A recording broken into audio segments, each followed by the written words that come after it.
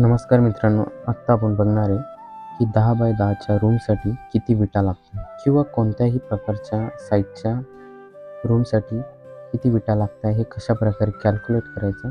चला तर बघूया. बघा मित्रांनो, आता 10 बाय 10ची आपल्याला वॉल गिवन आहे आणि तिची हाईट आहे 12 फूट. तर काय करायचं, फर्स्ट ऑफ ऑल आता या 4 वॉल आहे, ही एक, ही एक, ही एक आणि ही एक, या 4 झाल्या. यांची ॲडिशन करायची. किती आहे? 10 फूट, 10 फूट, 10 फूट, 10 फूट. ॲडिशन केली तर आपल्याला 40 फूट आन्सर येईल. यांची हाईट किती आहे? एका वॉलची हाईट म्हणजे सगळ्यांची सारखीच हाईट आहे, तर ती आहे 12 फूट.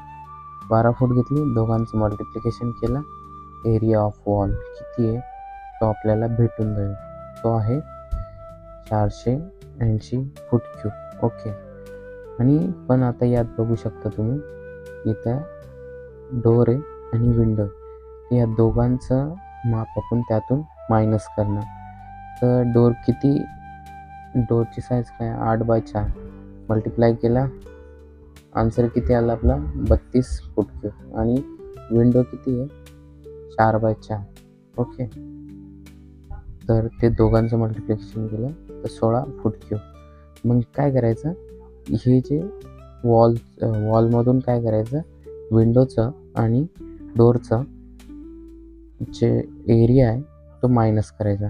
बघा, 32 आणि हा 16 मायनस केला टोटली एरियामधून, तो किती आला आपला 432 फूट क्यूब.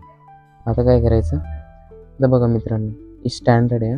1 स्क्वेअर फूटसाठी किती विटा लागतात, 10.67 नंबर ऑफ ब्रिक्स लागतात. कोणती, 9 इंच वॉल म्हणजेच 230 mm वॉल. ओके. तर बघा मित्रांनो, तर एका स्क्वेअर फूटसाठी 10.67 लागतं. तर 432 साठी किती लागतील, फक्त मल्टिप्लाय करायचं, आपल्याला आन्सर भेटेल. किती लागतील, 4610 ब्रिक्स. अशा प्रकारे ब्रिकचं कॅल्क्युलेशन करायचं फॉर रूम. ओके. तुम्हाला फोटो काढायचा असेल काढून.